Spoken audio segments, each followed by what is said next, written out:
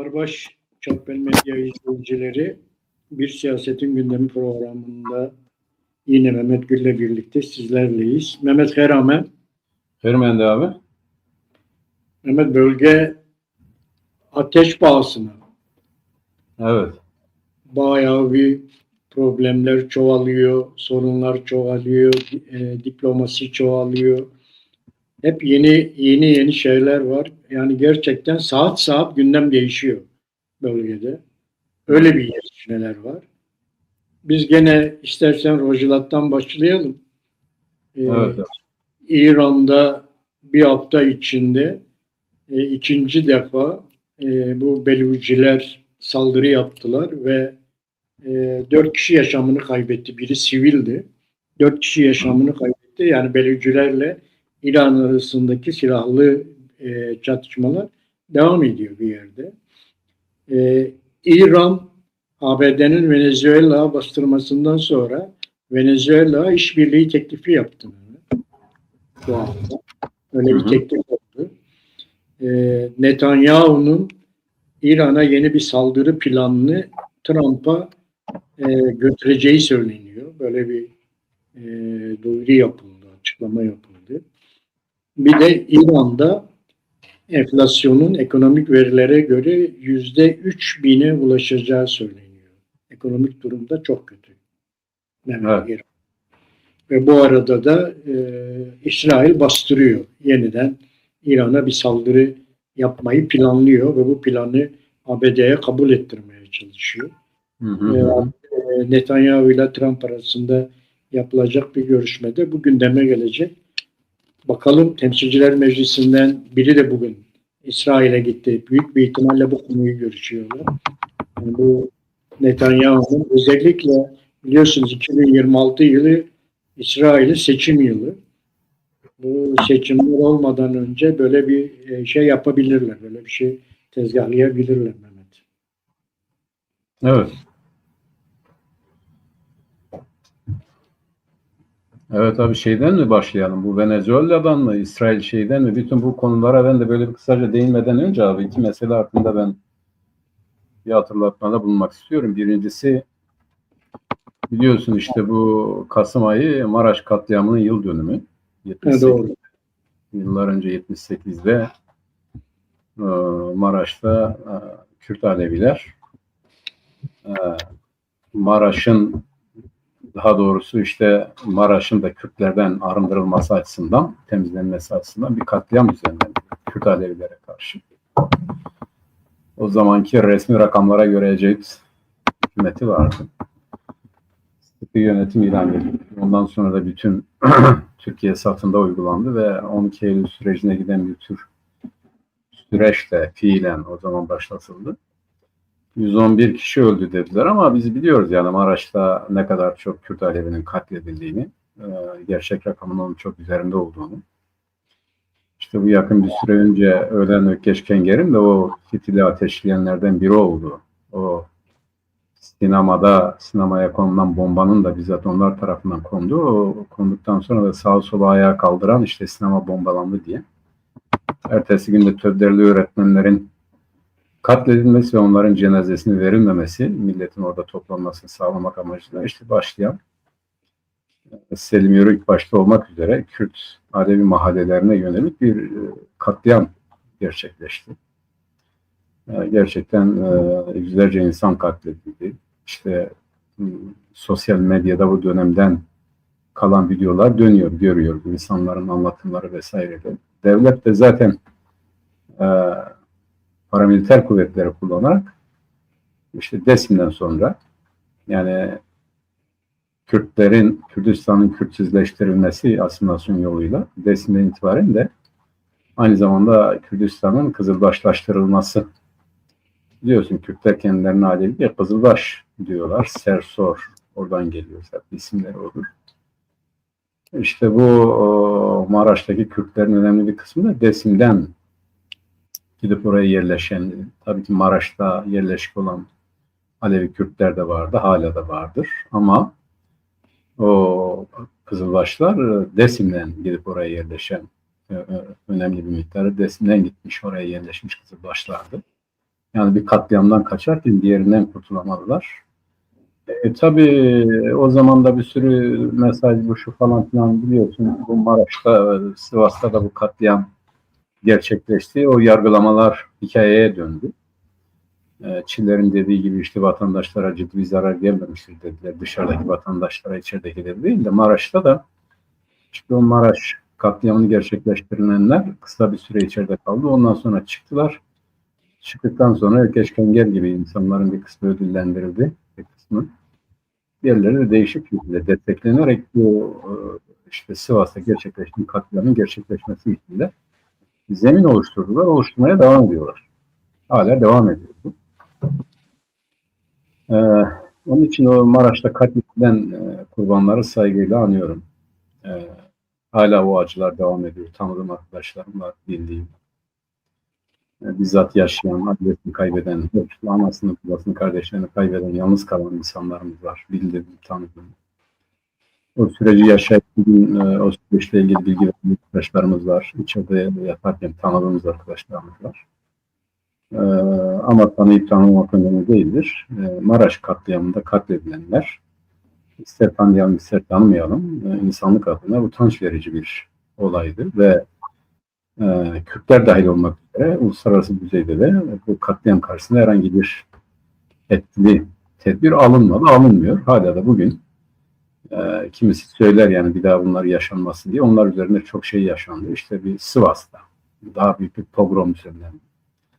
Onu geç bugün bu YouTube denilen hadise IŞİD'i desteklerinden beraber o zihniyetin sahipleri her tarafta kendilerinden olmayanlar işte katletmeye devam ediyor. O asla bitmez. Bu zehirli düşünce insanların kafasından çıkmadan o toplumun kendisini herkes gibi eşit ve herkes gibi yaşamaya değer görmedim. Bu katliamlar devam edecek. Birincisi buydu abi, hatırlatmak isterim. Evet. Yani bunun karşısında en büyük önlem, bunun karşısında bir daha olmaması için yapılması gereken en büyük önlem hepimizin bunu bilmesi, unutmaması, bu gibi olaylar karşısında duyarlı olmamızdır. Meydan vermemek için de örgütlü ve duyarlı olmamızdır her tarafta, her yerde. Evet, biz de nerelere yansımış abi? Dikkat et, hala bu bitmemiş. Yani Kızılbaşlara yönelik değil sadece. Şimdi koskoca bir Kürtlere yönelmiş. İşte bu futbol maçında ne yaptılar? Hiç yani böyle kimsenin aklına gelmeyecek ama devletin de hiçbir zaman unutmayacak, hiçbir zaman harekete geçecek şekilde. Bu Soma'da birdenbire tuttular. Leyla Zana'ya hakaret etmeye başladı. Yani kimin aklına gelebilir? İşte ancak ırkçıların. Evet. Ancak bu memlekette sadece kendilerini üstün gören ama gerçekten de hiç de öyle olmayan, yani insanlıktan saymayacağımız bir güruhun tabii akıl hocalarının onları kışkırtmasıyla ya da onların aklına düşürmesiyle biliyorsun Bursa'da Ahmetspor'a saldırdılar.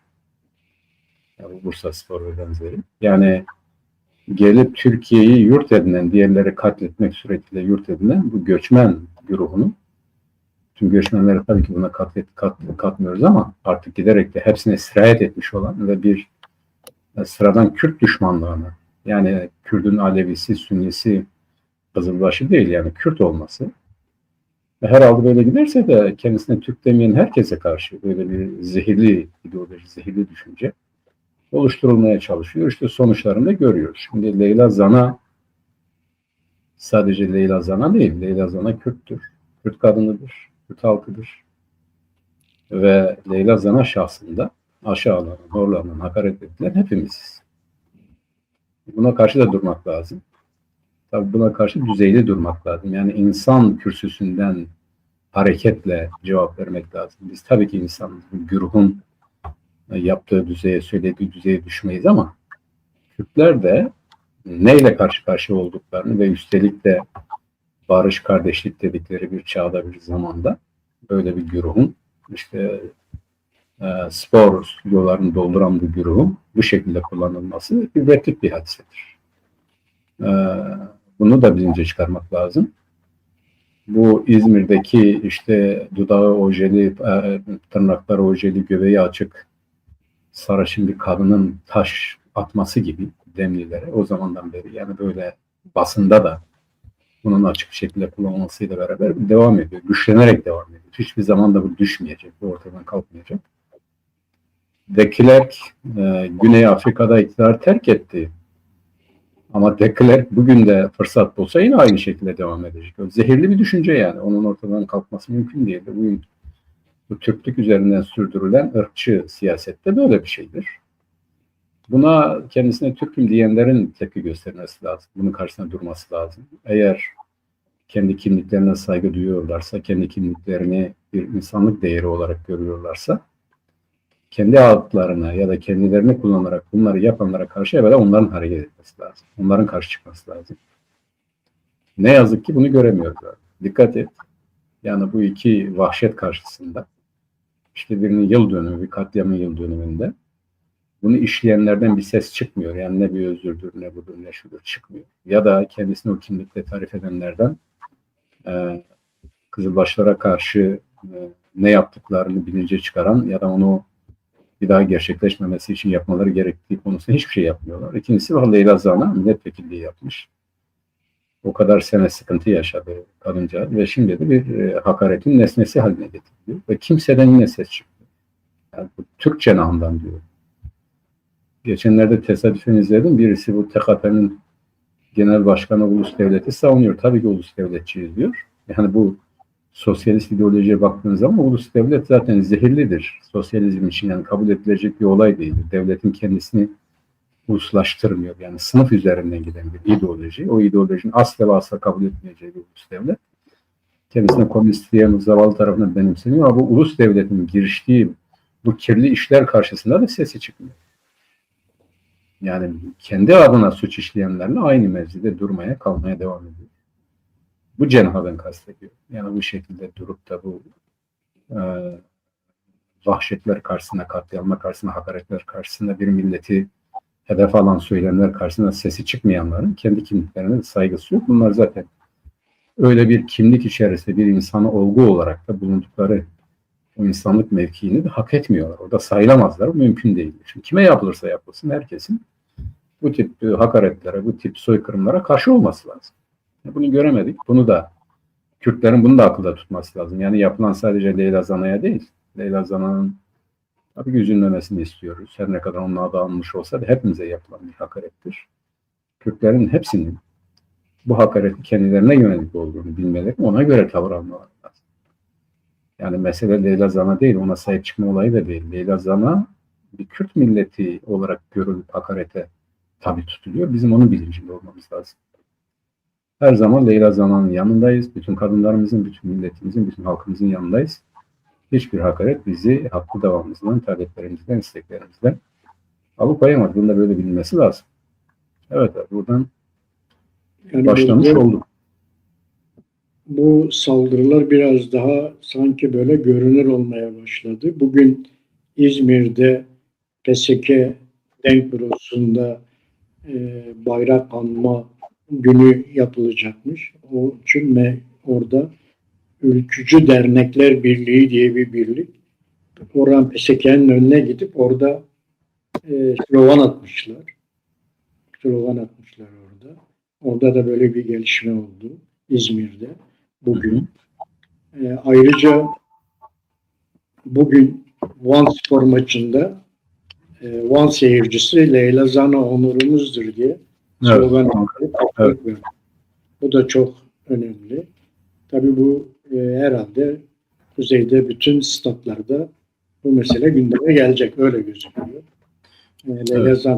Leyla Zana'ya sahip çıkılacak.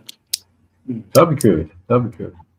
Abi şimdi burada bak sen önemli bir şeye işaret ettin. Şimdi her millet, yani biz Türk milletinin kendi değerlerine ya da kendi adına ilan ettiği kutsallarına sahip çıkması için hiçbir Kürt'ün itirazı var mı bugüne kadar? Hiç olmadı yani. Olmaz da zaten. Milletlerin kendilerine göre kutsalları, kahramanları, şehit saydığı, adettiği bireyleri vardır. Önderleri vardır, uluları vardır. Her neyse fark etmez ama Kürtlerin de vardır. Şimdi kendi değerlerine saygı duyan bir millet bir başka millet değerlerine hakaret etmez. Evet. Hatta bazen örnek verirler ya, derler ki işte Türk-Yunan Savaşı'nda İşte doğru mu eğri mi onu bilemiyoruz fakat ders kitaplarında orada burada gördük değil mi abi? Biliyorsun onu. İşte bir Yunan bayrağını çiğneyen askere Atatürk bayrağı kaldırır yerden asın demiş. Bir milletin değeri ve ona hakaret edilmez. Bunu çokça gördük değil mi? Çokça söylüyorlar. Peki yani böyledir yani. Her milletin kendisine göre bir değeri vardır. O saygındır. Yani sizin olmayabilir ama her milletin sahip çıktığı, değer verdiği değerler vardır. Buna da saygı duyuyor. Kürt milletinin de kendisine göre değerleri vardır. Yani televizyonlarında görüyoruz. İşte Kürtler ne diyor? Her zaman bunu söylüyor. Kardeşim bize göre önder olan, bize göre değerli olan insanlarımızı katlettiniz. Bir de bunların mezar yerlerini bizden gizlediniz. Varın mezar yerlerini söyleyin. Biz bunu söylediğimiz zaman diyorlar ki eşkıya başlarının mezar yerlerini istiyor. Ya bir millet yani diyorlar ya işte düşmanlık ayrı ama yiğitlik ayrıdır. Öldürürsün ama defnedersin. Böyle bir söz var. Yılan ne demiş? Beni öldüren değil, beni gömen yiğittir demiş. Böyle bir deyim bile vardır. Şimdi buna bile hakaret ediyorlar. Buna bile tahammülleri yok. Ya da Kürtler Seyit Rıza'ya, Şeyh Said'e sahip çıktılar diye. Bunu işte şimdi içeride olduğu için bir şey demiyoruz ama eşkıya diye hitap ederek bunları kınayan işte bir genel yayın yönetmeni vardı. Televizyon genel yayın yönetmeni vardı. Her gün de bunu söyler. Hepimizin yüzüne bakarak yani bunu nasıl bir tepki doğuracağını, nasıl insanları yaralayacağını aldırmadan her zaman bunu söyler. Şimdi kendi milletinin değerlerine saygı duyan biri bunu yapmaz. Demek ki onların kendi milletinin değerlerine ilişkin saygıları da gerçek bir saygı değildir. Yani alınabilir, satılabilir, ötelenebilir, ihmal edilebilir şeylerdir onlar için. Yani Türk milleti kendi değerlerine tabii ki sahip çıkacak. Ama başka milletin değerlerine de bugüne kadar bir hakareti vesaire söz konusu değildir. Bizim ondan acı görmemize rağmen, bizim ondan eziyet görmemize rağmen onların kutsal saydığı, değer verdiği, önemsediği şeylerine herhangi bir şey söylemiyor. Biz kendi değerlerimize sahip çıktığımız zaman da öyle bu şekilde gelip tezahüratlarla, saldırılarla tahammülsüzlük ya da düşmanlık yapıyorlar. Bu da zaten onların kendi değerleri karşısındaki bilinçlerinin, düşüncelerinin, itikatlarının samimiyetsizliğini yansıtıyor. Bunu da böyle söylemek lazım. Evet yani hiç kimsenin kutsalıyla bir problemimiz yok. Herkesin kutsalı kendine. Evet. Kürtler nasıl ki hiç kimsenin kutsalına saldırmıyorsa da kendi kutsallarına da saldırmayı izin vermezler. Bugün ondan bir cevap verildi onlara. Bu bütün Evet. Kürdistan'daki Kuzey Kürdistan'daki statlardan bu cevap verilecek onlara. Bu giderek öyle olacak tabii. Yani haklarıdır yani. Herkes kendisini savunmak zorunda. Kendi Evet, herkes kendi sahip. kutsalını savunmak zorunda. Bundan taviz olmaz. Evet. Bundan taviz olmaz. Yani o açıdan herkes başkasının kutsalına saygı göstermek zorunda. Kendi kutsalına da sahip çıkmak zorunda. Evet. Bu bütün Kürdistan'da zaten tepkiler verildi. Siyasi partiler, PVK dahil, bütün siyasi partiler tepki verdiler böyle Zana olayına. Ülkede de spor kesimindeki insanlar da buna tepki verecekler. Öyle gözüküyor. Daha da yayılacaklar. Öyle gözüküyor. Evet. Şimdi bunlar tabii olurken başta söyledim İran'la İsrail arasında yeni bir gerginlik başladı. İşte Netanyahu'nun İran'a ikinci bir saldırı düzenlemek için Trump'a bir plan götüreceği söyleniyor. İran'da İsrail arasında böyle bir gerginliği yavaş yavaş yeniden gündeme geldiği konuşuluyor. Aynı zamanda belircilerle de olan ufak tefek tartışmalar, böyle düşük yoğunluklu diyeceğimiz çatışmalar İran'la belirciler arasında da devam ediyor. Geçen hafta devam etti bu olaylar. Tabii İran'da ekonomik durum da çok kötü durumda. Hem bir yerde susuzluk var İran'da, su sorunu var. Hem de ekonomisinde enflasyonun %3.000'e çıkacağı söylentileri var. Ekonomik şeyler tarafından, ekonomisyenler tarafından. İran'la İsrail'in durumu böyle. Geçen hafta bayağı bir karşılıklı birbirlerini tehdit ettiler, öyle gözüküyor. Bu tehditten sonra da İranlılar Venezuela'ya işbirliği teklif ettiler. Çünkü ABD Venezuela'yı da tehdit ediyor. Böyle bir işbirliği oldu. Ayrıca Rusya ile İran arasında da belli bir ilişkiler doğmaya başladı. Ki yani ABD'nin stratejik belgesinde biliyorsun Rusya düşman olmaktan çıkarıldı son stratejik bölgede. Bu hem Avrupa'ya bir mesaj oldu. Avrupa'da yeni tedbirler almaya zorladı. Hem de böyle işte Rusya'nın İran'la olan ilişkilerini geliştirdi diyebiliriz. Abi Tüm doğru. Bu şuradan kaynaklanıyor. Zaten konunun başlıklarımızdan biri de o. Şimdi bu Amerika Birleşik Devletleri'nin stratejik belgesi, ulusal güvenlik belgesi SS neydi abi? İşte o belgesi açıklandığı zaman millet dedi ki işte bu Monroe doktrinidir. Bu Monroe doktrini 1800'lerde başlayan, yani bu Amerika Birleşik Devletleri'nin anti-sömürgeci yıllarından kalan, o zamanki Amerika Birleşik Devletleri Başkanı Monroe Amerika kıtasını batıya kapatıyor. Yani İngiltere ve İspanya, Fransa özellikle 3 tane büyük sömürgeci devleti. Onların kovulmasından sonra bizim diyor etki alanımız ya da bizim sahip çıktığımız ya da bizim kendimizi koruma alanımız Amerika kıtasıdır diyor. Biliyorsun İspanyollar bu Güney Amerika'da etkindi. Fransızlar Kuzey Amerika'nın özellikle şimdi Quebec olarak bilinen bölgesinde ve Amerika Birleşik Devletleri'nin bir iki eyaletinde. Ama İngiltere Kuzey Amerika'nın hemen hemen hepsine egemen devletti, egemen sömürgeci devletti. Bunların kovulmasıyla beraber işte Monroe doktrini olarak bilinen Amerika bizden sorulur. Biz Amerika kıtasına Batı'nın müdahalesini istemiyoruz. Bir tür savunmacı doktrini olarak ortaya çıktı. Fakat zamanla bu savunmacı doktrin Amerika bizim etki alanımızdır. Kimse buraya giremez de saldırıya dönüştü ve zamanla da işte ulusal çıkarlar, Amerika Birleşik Devletleri ulusal çıkarlar diye bir ideolojiye dönüştü. Bu ideoloji düşün ki Vietnam'da işte Amerika'nın ulusal çıkarlarına aykırı addederek müdahale ettiği Vietnam'da bunlardan biridir. Bugün Amerika ulusal çıkarları dediğimiz zaman o stratejik belgesi açıklandığı zaman bütün dünyadaki Amerika çıkarlarına göre oluşturulmuş. Yani savunmacı bir doktrinde nasıl saldırgan bir doktrine geçildiğini öyküsüdür de bu Monroe doktrini.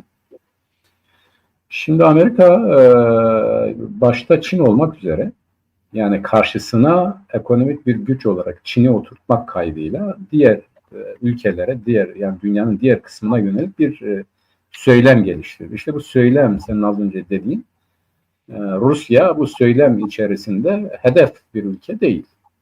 Evet. Yani Rusya ile işbirliği yapılabilir, Rusya ile belli konularda anlaşılabilir bir söylem, bir strateji vardır. Fakat esası şudur, Amerika kıtası bizim çıkar alanımızdır, buraya kimse giremez. Yani şimdi artık o savunmacı doktrinden çıktı. Burası bizimdir diyor ve burası bizimdir derken bütün Amerika kıtasından söz ediyor, güneyi kuzeyiyle beraber. Venezuela'yı aynı zamanda bu Amerika kıtasında anti-Amerikancı ya da Amerika karşıtı ya da Amerikan çıkarlarıyla çatışan ya da çelişen ya da onun hilafına herhangi bir odağı kabul etmiyor. Venezuela'yı kuşatmasının sebebi de bu abi. Şimdi bugüne kadar bugün de bir tane ticaret gemisine el koydular. 117 mi, 137 mi, 150 kişi civarında insan öldürdü Amerika Birleşik Devletleri. Yani o muhasara altına giren ya da muhasaradan çıkmaya çalışan bir takım gemilere de ateş ederek bugüne kadar 117 mi, 127 mi neyse 100'ün üzerinde insanı öldürdü Amerika. Şimdi bu aynı zamanda ne anlama geliyor? Uluslararası bugüne kadar hukuk fiilen ve resmen bizzat uluslararası hukukun merkezi olan Amerika Birleşik Devletleri tarafından yok sayıldı. Hiçe sayıldı. Diğer devletlerin buna karşı da müdahalesinin olmadığı görülüyor. Yani diğer devletler derken ne anlama geliyor? Yani diyelim ki işte Avrupa Birliği, Çin, Rusya her neyse yani bunlardan ses çıkmıyor.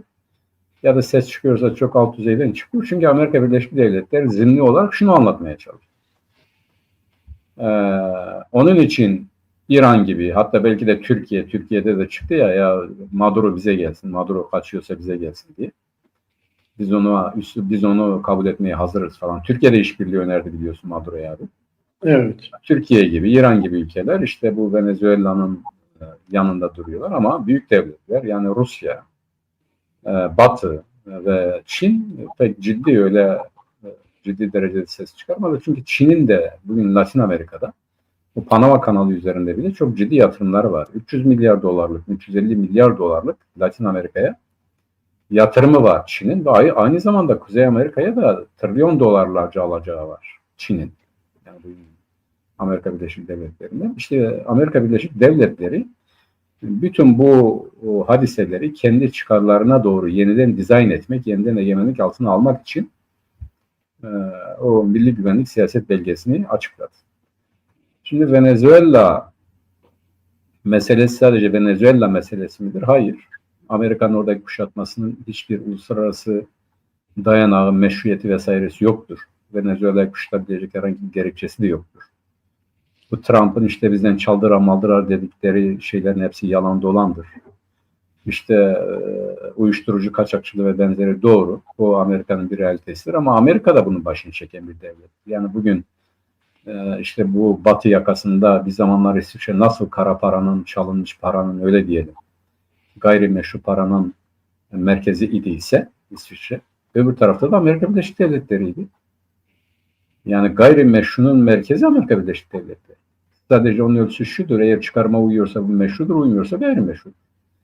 Yani bir şeyin meşruiyeti Amerikan çıkarlarına uymadığı zaman gayrimeşru olur.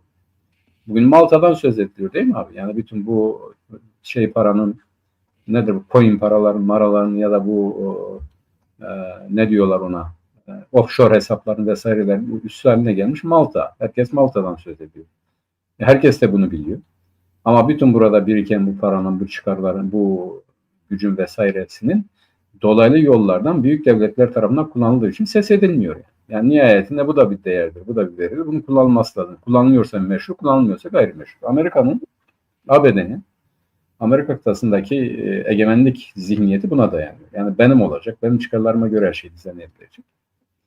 Tabii Venezuela'nın da kendisine göre sıkıntıları var ya da bu Maduro yönetiminin Chavez'den daha farklı olarak birçok yanlışı var. Yani düşün Maduro yani bir üçüncü dünya ülkesi diyoruz onlara değil mi? Bir zamanlar öyle diyorduk. Üçüncü dünya ülkesi olarak. Bu üçüncü dünya ülkesi paktı yıkıldıktan sonra biliyorsun başında Mısır, Küba gibi ülkeler çekiyorlar. Yugoslavya, Mısır, Küba bu üçüncü dünya ülkelerinin bağlantıların liderleriydi. Bunlar dağıldı. Şimdi Venezuela'nın kendi halkına karşı yani ülke içerisindeki üretim ve benzeri konularındaki politikası da iflas ettiği için ve bu halkın yönetimi yeterince desteklemeyeceği gibi bir düşünceye dayandığı için Amerika çok rahat bir siyaset izliyor. Chavez ne yapıyordu? Doğru. Yani Venezuela'nın çok ciddi yeraltı zengin kaynakları ve özellikle petrolü. Buradan elde ettiği geliri bir tür böyle halka dağıtmak suretiyle onları memnun kılıyordu. Ama şimdi bu artık yetmiyor. Dikkat et tabii bu Şili seçimlerini ben biraz izledim. Orada sağcılar yeniden kazandı. Bu Şili'de kazanılan Pinochet'i destekleyerek geldi iktidara ve kullandığı şey nedir? Gerekçe nedir biliyor musun abi? Göçmenler. Bu göçmenlerin çoğu da Venezuela'dan geliyor.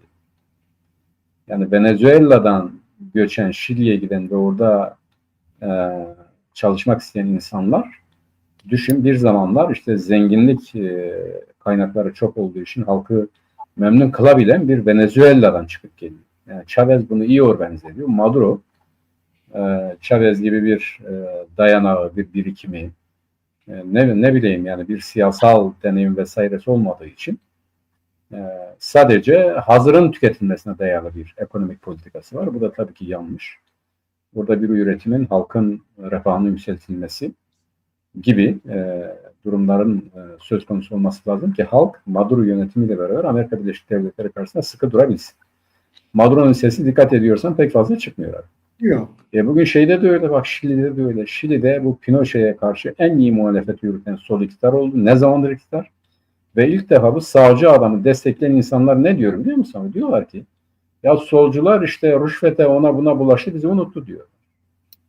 Yani göçmenlerle doldurdu burayı. Bu işte biz göçmenler yüzünden böyleyiz diye gidip sağcı bir hükümete destek verdi. Şimdi demek ki her şeyin sadece bir egemen gücünden kaynaklanan bir tarafı yok. Aynı zamanda ikincil olan ya da kendi ülkesindeki ekonomik, sosyoekonomik politikalarla doğru şekilde hareket etmeyen liderlerin güçsüz düşmesi de Bunda rol oynuyor. Bugün Venezuela, Rusya da Venezuela'nın yanında durmaya çalışıyor ya da bütün 3. dünya ülkeleri ama uluslararası düzeyde bir örgütlenme olmadığı için bunun yeterince bir yaptırıma dönüşeceğini sanmıyorum. Venezuela gerçekten zor günler yaşıyor. Amerika orayı işgal etmeye kalkmayacak. Bu yaptırımlarla işte aynı İran'da gördüğümüz gibi bu ekonomik sıkıntılar ve benzerlerinin baş vermesi, oradaki halkın ayaklanması gibi ya da Maduro'ya alternatif bir yönetim oluşturulması için bir tanesi var orada biliyorsun şey yaptı ya abi ona Nobel Barış Ödülü verdiler ya neydi o kadınlar? O erkek baş edemeyince kadını çıkardılar. Evet. Trumpçı kadın yani Trump hayranı bir kadın.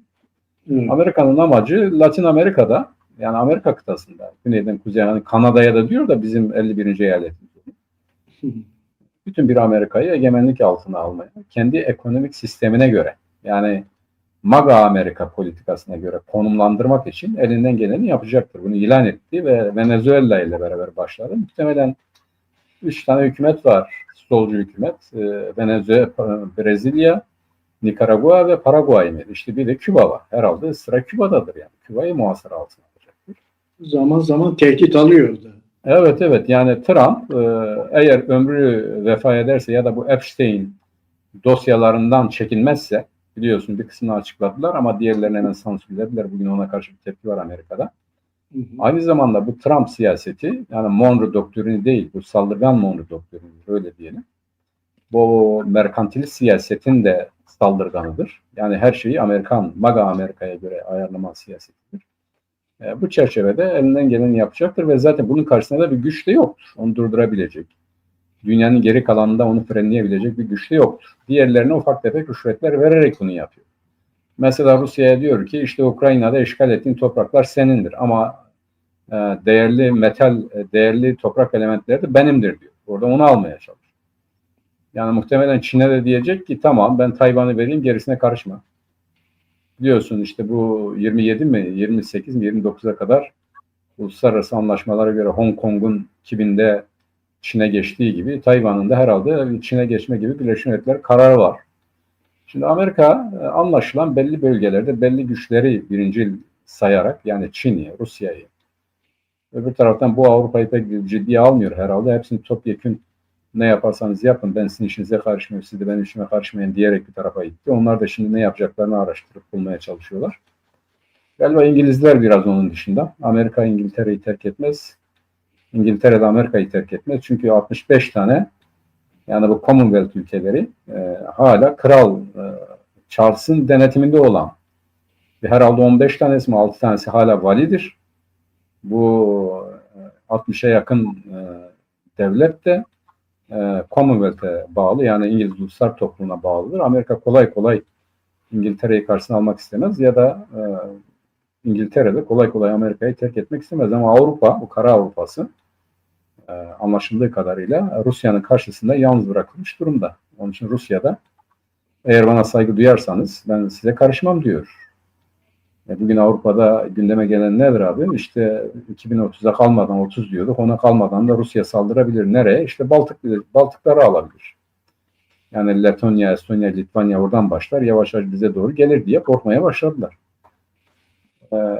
Onun için ben Amerika'nın bu Venezuela kuşatmasının bir sembol olduğunu, bunun bir MAGA Amerika ve aynı zamanda da o Amerika Birleşik Devletleri siyaset belgesinin uygulamaya konmuş bir hali olduğunu düşünüyorum ve bu burada kalmaz. Eğer Amerika Birleşik Devletleri Trump'ı ya da bu Trump ekibini frenlemezse uluslararası çıkarlar arasından çünkü Amerika'nın çıkarları bunun ötesinde çıkarlardır. O yerleşik devlet zihniyeti bunu frenlemezse Trump herhalde böyle dar bölgelerde ya sıkı egemenlik kurmak amacıyla yeni atraksiyonlarda bulunacak. Bunun Orta Doğu boyutu da var. Orta Doğu'da da yine o MAGA'da ya da o şeyin dediği gibi yerel güçlere dayanarak onlarla beraber idare etmeye çalışacak. İşte bu İran meselesi burada önem kazanıyor. İsrail her dediğini yapmak için değil ama Orta Doğu'da İran'ın bir şeye karışmamasını istiyor Amerika Birleşik Devletleri. Yani çıkarlarına dokunmamasını istiyor. Bana dokunmazsan ben senin rejimi değiştirmekle uğraşmam diyor. Bu Barak'ın verdiği mesaj bu. Bu nedir? Bana dokunmazsan hadisesi. Bu nükleer işi unutacaksın. Aynı zamanda Orta Doğu'da işte bu Şii kesimleri tahrik etmeyeceksin. benim kurduğum düzene biat edeceksin ve ayakta kalacaksın. Eğer bunu yapmak ki İran'ın da zaten bunu yapma diye bir durumu söz konusu değil. Yani zaten İran dediğimiz zaman da bunun dışındaki varlığıyla İran'dır. Bu doğal olarak İsrail'in Amerika Birleşik Devletleri'ni Orta Doğu rejimini ayakta tutmak için yeni bir saldırıya ikna etme potansiyeli oluşturuyor. Amerika buna gelir mi gelmez mi o ayrı bir şey ama İsrail açısından İran hala kendi siyasetinin Orta Doğu'da egemen hale gelmesi için bir tehdittir.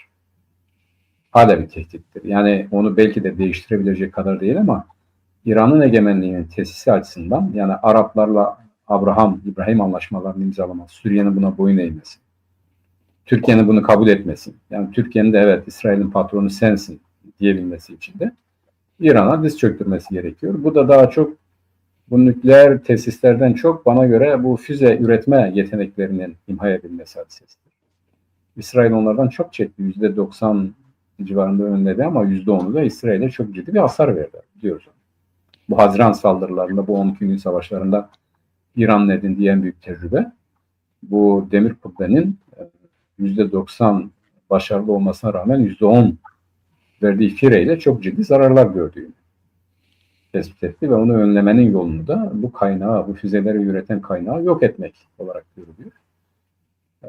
Ya İran'ı buna ikna edecekler ya da İran'ı bunu enerjisini bu doğrultuda harcamayacak bir konsepte getirecekler. Durum öyle görünüyor. Amerika bunu bu aşamada kabul eder mi bilemiyoruz ama bunu kabul edip etmemesi de böyle bir siyasetin gündeme gelip gelmemesi de İran'ın izleyeceği siyasete bağlı. Amerikan talepleri karşısında. Yani Amerika'da İsrail sopasını İran'a karşı kullanacaktır. Yani ben dediklerimi yaparsam ben önlerim İsrail'i diyecektir. Demezsen de vallahi ben İsrail'i serbest bırakalım gibi bu Orta Doğu'yu ve aynı zamanda da Ön Asya'yı dizayn etmek, Kafkasları dizayn etmek açısından da İran'ı bu Zengezur koridorunu da ele geçirdikten sonra İran'ı da kuzeyden de sıkıştırmaya başlayacaktır diye düşünüyorum. İçeride zaten yeterince sıkıştırabilecek kanalları var. Bölücüler var, Kürtler var, Azeriler var, Araplar var. Yani İran nüfusu içerisinde bizim Lurlar ile Farslar dışında diğer bütün kesimleri İran yönetiminden bir memnuniyeti söz konusu değil. Böyle bakmak lazım. Evet, şimdi bu Venezuela kuşatmasında bir etken de Mehmet, biliyorsun Venezuela dünyanın en büyük petrol rezervlerine sahip ülkesi. Son ölçümlere göre 500 milyar varil rezervi var. Dünyanın en büyüğü. Evet. Bu yüzden de ABD'nin Venezuela kuşatmasında bunun çok büyük etkisi var. Rusya ile Avrupa'nın ilişkileri bozulduğundan ve Avrupa'nın petrol ihtiyacının Venezuela'dan karşılanması da söz konusu olabilir. Bu yüzden ABD'nin Venezuela'ya karşı böyle bir girişimi var. Tabii bu stratejik belgesinin ışığında gerçekleşiyor bunlar. Her ne kadar hiçbir yere rejim o stratejik belgesinde rejim ihraç etmeyeceğiz diyorlarsa da hiçbir rejime karışmayacağız. Kendimiz orada darbeler yapmayacağız. Bunu daha önce yaptık, yanlış yaptık dedilerse bile aslında bugün Venezuela'da bunu yapıyorlar. Yani bunu yaptığı için çaba sarf ediyorlar. Bütün meselede 500 milyar varil petrol rezervini kullanmak. Bu onlar için. Yani denetim altında tutmak. İstediği gibi tasarrufunu ele geçirmek. Evet. Doğru. Evet, bunu yapmaya çalışıyorlar. Ya düşün, bugün Irak'ın petrol rezervleri 145 milyar varil. Venezuela'nın petrol rezervleri 500 milyar varil. Yani çok büyük bir rakam. Irak dünya dördüncüsü, Venezuela dünya birincisi petrolde rezerv bakımından. Bu yüzden böyle bir şeyler var. Tabii bunun ışığı altında bu ABD'deki stratejik belgenin açıklanmasından sonra bölge ülkeleri de kendilerine göre yeniden mevzilenmeye başladılar. İşte Akdeniz'de, Karadeniz'de yeni işbirlikleri oluşmaya başladı. Gördüğümüz kadarıyla işte Akdeniz'de Mısır, İsrail, bir de Güney Kıbrıs üçlüsü bir stratejik işbirliği anlaşması yaptılar. Yani burada yeni bir şey meydana geldi. Artı İsrail 35 milyar dolarlık Mısır'a doğal gaz ihraç etme sözleşmesi yaptı. Yani Hı hı. böylece bu stratejik belgenin ışığı altında bölgede de yeni şeyler var. Bir de ayrıca Akdeniz'de olay çok kızıştı. Evet. Akdeniz'de de bir takım gelişmeler meydana geliyor. İşte Karadeniz'de de hani Akdeniz'de bunlar olurken Karadeniz'de de bir takım gelişmeler olmaya başladı. İşte her gün bir İHA düştüğü haberi Evet. geliyor. Vapuru gemiler vuruluyor Hı hı falan. hı. Yani burada Rusya'nın özellikle büyük bir ihtimalle Avrupa'nın NATO içerisinde özel bir güvenlik örgütü kurma çabasında Türkiye'yi de yanlarına almak istemesi bölgede Türkiye'ye karşı da sanki böyle bir yani Rusya'nın özellikle bunu engelleme çabaları var. Çünkü Avrupa Birliği ile Rusya arasında da Ukrayna üzerinden bir vuruşma var biliyorsun Evet. orada. ABD Ukrayna'ya yaptığı bütün yardımları kesti. Şimdi bütün yardımlar Avrupa'nın omuzunda kaldı. Avrupa Hı bir hı. taraftan da silahlanma yapıyor. Yeniden Ukrayna'ya bir takım ekonomik destekler vermeye çalışıyorlar. Bu yüzden de Rusya'da bir tepki içerisinde Türkiye'nin Avrupa Birliği'ne yaklaştığı oranda Ruslar da tepki veriyorlar gibi gözüküyor Mehmet. Evet abi, aynen doğru özetledin. Şimdi bu Mısır-İsrail Güney Kıbrıs Anlaşması yeni değil, epeyce eskilere gidiyor. Zaten İsrail-Mısır ilişkileri Camp David'den beri her gün biraz daha iyiye gidiyor, gelişiyor zaten. Yani İsrail bugün Mısır'la bu Abraham anlaşmalarında, yani bu Camp David'den sonra saldırmazlık ve benzeri anlaşmalarıyla beraber özellikle Enver Sedat'la bu ilişkileri epey geliştirdi. Ama onlar devam ediyor. Bu Güney Kıbrıs da eklendi buna. Zaten son 10-15 yıldır Güney Kıbrıs bu işlerin içerisinde İsrail ile beraber. Biliyorsun Türkiye bu Libya üzerinden e, ne hattını genişletti, bir anlaşma yaptı. O berhava oldu. Yani bir işe yaramadı. Bu mavi vatan diyorlardı ya. Bu bir işe Evet. yaramadı. Berhava oldu. Bu şimdi Suriye'deki çabalarının en büyük nedenlerinden biri budur Türkiye'nin. Yani Suriye'yi kendilerine bağımlı tutmak açısından ve Suriye üzerinden de giderek Orta Doğu'da yeniden etkin olmak. Aynı zamanda bu APO ile yaptıkları görüşmelerin neticesinde Türk-Kürt Arap İttifakı gibi absürt, yani neye karşı ittifak? Bu absürtlük yine tutmayacak, öyle görünüyor. Karadeniz'de de Rusya şunu söylüyor Türkiye'ye. Yani o İHA'ların nereden geldiği belli. İşte bugün müydü, dün müydü, ne dediler ya, bir tanesinin Rus menşeli olduğu anlaşıldı. Hepsi Rus menşelidir. Ve Rusya biliyorsun bu Türkmenistan'ın başkentinde o neydi, demokrasi mi barış mı ne platformu vardı abi. Orada Tayyip Erdoğan'la Putin orada görüşürken Karadeniz'de bir Türk gemisini vurdular değil mi abi? Evet, doğru. Görüşme Yani esnasında vurdu. görüşme esnasında vurdular. Böyle pek bir şey de olmadı. Yani yanlışlık olmuş gibi hadiseler, her neyse, yanlışlık veya doğruluklu olsun. Rusya Türkiye'ye açıktan diyor ki eğer sen birilerinin tarafına geçersen yani ben sessiz kalmayacağım. Evet. Yani tarafsız kal diyor. Bu tarafsız kal demek aslında bana hizmet et demek. Yani benim düşmanım olma anlamındadır. Biliyorsun Ukrayna-Rusya savaşında Türkiye hem Ukrayna'nın buğdayını satayım hem Rusya Karadeniz'i bir savaş alanına çevirmesin diye bir anlaşma yaptı. Yani kendi çıkarını düşünen bir anlaşma yaptı. Bunun karşısında da işte bir takım ürünlerde Rusya'ya ihracat yapmayı, belki de böyle bazı ürünleri temin etmeyi sağladı. Avrupa bu konuda Türkiye'yi çok uyardı değil mi abi? Kaç defa da Evet. uyardı, bunu yapıyorsun, ediyorsun, tespit ettiler vesaire. Şimdi Türkiye'nin gözü yine şunda, dikkat et, bu Türkiye bu yüzyılın başından itibaren aynen geçen yüzyılın başında Mustafa Kemal'in izlediği siyaseti istiyor. Yani dikkat et, işte bu yüzyılın başında da işte Avrasyacı bir hadise çıktı. Yani ne Amerika ne Rusya, işte Türk dünyası Avrasya diye, hatta bu bizi de şeye alın, Şengay Beşlisi'ne alın, hatta bizi de bu BRICS'e alın ve benzeri gibi bir siyasetle e, yeni işbirliği yapabileceği alanlar aradılar. İşte biz hem Avrupa ile ilişkileri yürütelim, hem Şengay ile ilişkileri yürütelim, hem Amerika ile aramız iyi olsun, hem Rusya ile aramız iyi olsun. Yani herkes de bize karışmayın, biz herkes her şeyi yapalım gibi bir siyaset izlemeye başladılar. O geçen yüzyılın başında bu siyasetin tutmasının nedeni Rusya'nın, yani Sovyet Rusya'nın Türkiye'nin Batı'nın kampına, Batı'nın tarafına geçmemesi için çok ciddi yardım etti.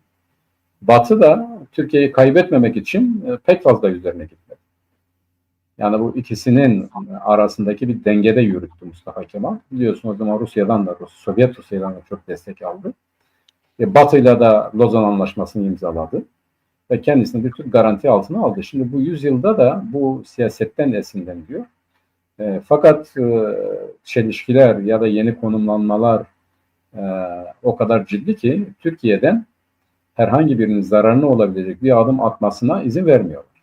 Bu dronlar, yani güneydeki, yani Akdeniz'de İsrail, Güney Kıbrıs, artık Güney Kıbrıs demeyelim, Kıbrıs Rum yönetimi ve Mısır arasındaki anlaşmalar oldukça nettir. Türkiye bunun içerisinde yok. Bu Akdeniz petrolünde orada burada da yoktur Türkiye. Evet.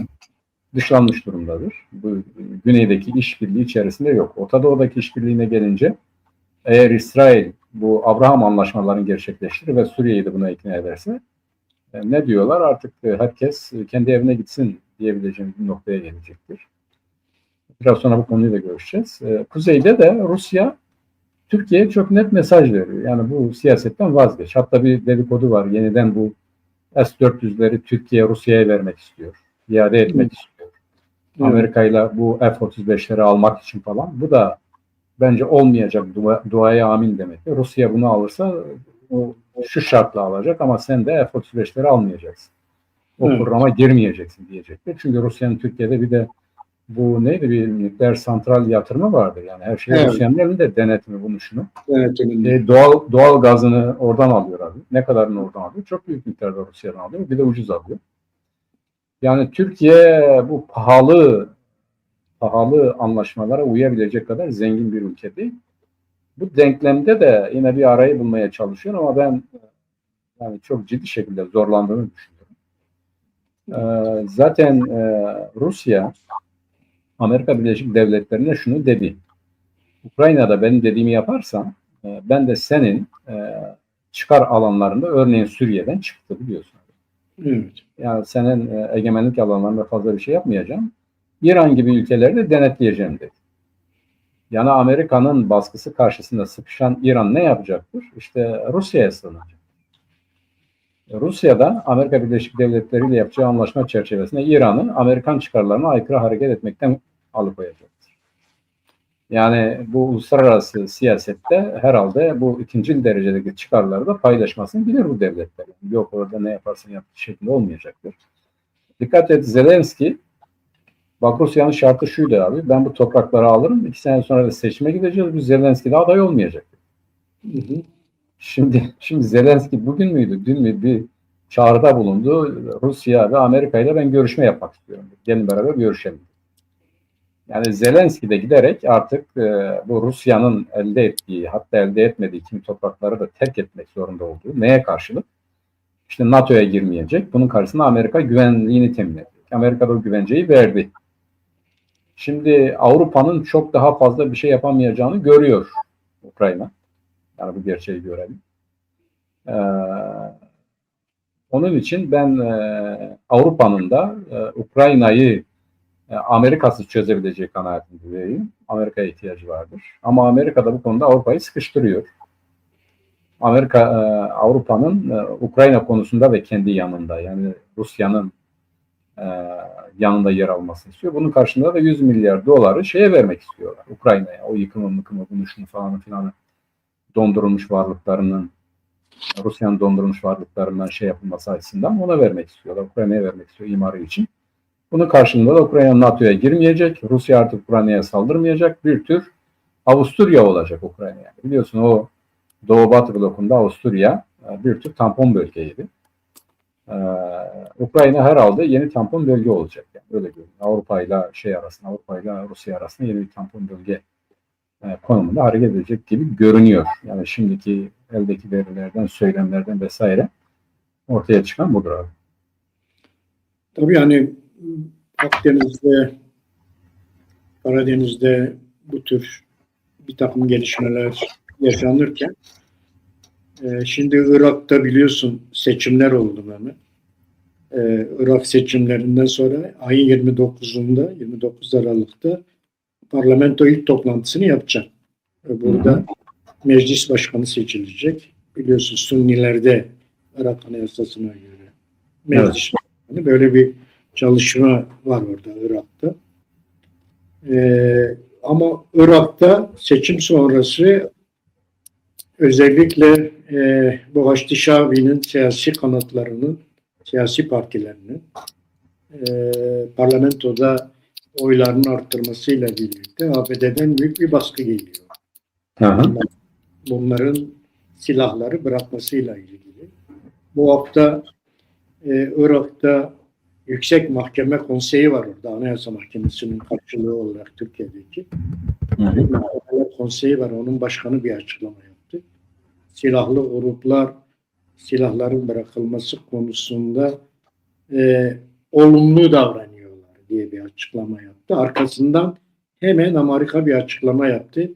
Böyle bir demeç vermek yargı komisyonunun başkanının işi değil dedi. Sizin göreviniz anayasayı uygulamak, buna aracılık yapmak değil dedi. Hemen bugün bir açıklama yaptılar. Böyle bir şey söylediler.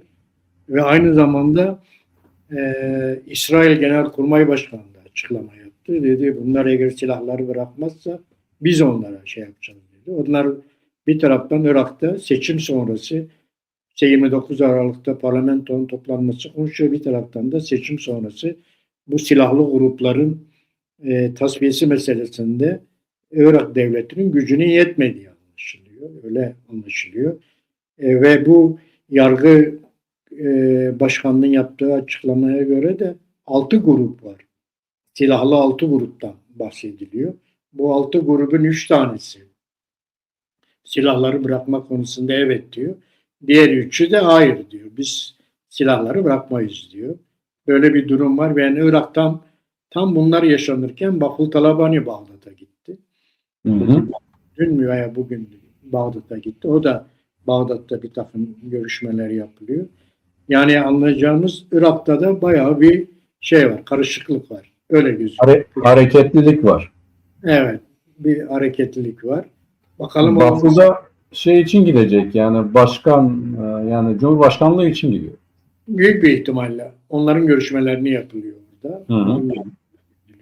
Yani hem yoğun bir diplomasi trafiği var, aynı zamanda da bu silahlı grupların silahları bırakması için bir taraftan ABD'den bir taraftan İsrail'den büyük baskı yiyorlar. Bunu artık Irak'ta nasıl çözülecek? Önümüzdeki hafta biraz daha bu konuya geliriz, görüşürüz. O iş karakolda biter abi. Öyle gözüküyor ama yani nettir. Amerika Birleşik Devletleri Irak'ta da onun varlığını kabul etmesi biraz zor ama kabul ederse kendi siyasetinin benimsenmesi şartıyla. Evet. Onun başka bir çünkü bu şey olayı değil yani bir de bu devletlerin güçleri ilelebet bunun böyle hani diyorlar ya sürüncemede kalmasını kaldırabilecek bir durumda da değil. Hiçbir devlet sürekli savaş içerisinde var olamaz. Yani mümkün değil. Evet. Yani bakalım önümüzdeki hafta biraz daha netleşir belki daha durum ama yani Irak kolay durulmayacak. Öyle gözüküyor. Artı Irak'ta bir gelişme daha var Mehmet. Basra bölgesi özellik istiyor. Basra bölgesi özellik için imza toplamaya başladı. Irak Anayasası'na göre de bu mesele uygun. Eğer Basra bölgesi %2 bir oy toplar, Bakanlar Kurulu'na müracaat ederse, Bakanlar Kurulu'ndan sonra %10 oy toplarsa, Bakanlar Kurulu'nun onayından sonra %10 oy toplarlarsa referandum kaçınılmaz oluyor. Bu şekilde de Irak'ın petrol bölgesi olan Basra bölgesi de Kürdistan bölgesinden sonra yeni bir özellik talebi olduğu ortaya çıkıyor. Evet. Orada da böyle bir Basra çok zengin bir bölge. Evet. Bütün petrol yatakları orada. Orada evet. O Amerika aynı zamanda tabii İngiltere'nin oradaki tutumu çok önemli. Biliyorsun Basra demek İngiltere demek. Evet. Yani bugün Irak topraklarının tasarrufu da daha çok İngiltere'nin elinde abi. Doğru, İngilizler var orada. Hı hı. O yüzden de bir özellik talebi var. Irak Anayasası da biliyorsun buna uygun. Tabii tabii. Şimdi %2 oy toplayıyorlar. %2'yi toplarlarsa Bakanlar Kurulu'na verecekler. Aha. Bakanlar Kurulu'nun onayından sonra %10 oy toplayıp referandum talep edecekler. Evet. Ondan sonra da referandum olacak.